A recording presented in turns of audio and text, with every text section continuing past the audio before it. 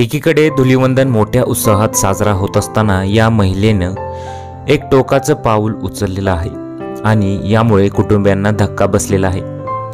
याबाबत असे आहे की जयश्री महाजन हिचे पती अमित महाजन हे खासगी व्यवसाय करून कुटुंबाचा उदरनिर्वाह करत होते।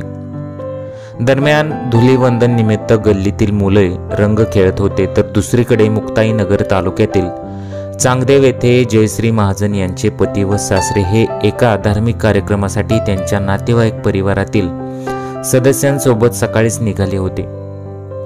घरी जयश्री महाजन व त्यांची 3 वर्षाची लहान मुलगी एकटेच होत्या। त्यावेळेला त्यांनी कुठल्या तरी नैराश्याखाली येऊन गळफास घेत आत्महत्या केली।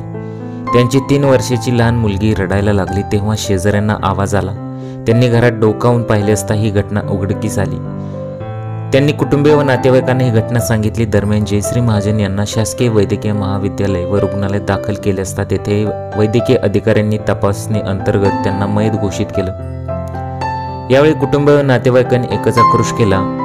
निशाराबाद पोलीस स्टेशन यामध्ये घटनेची माहिती मिळताच त्यांनी घटनास्थळी धाव घेतली।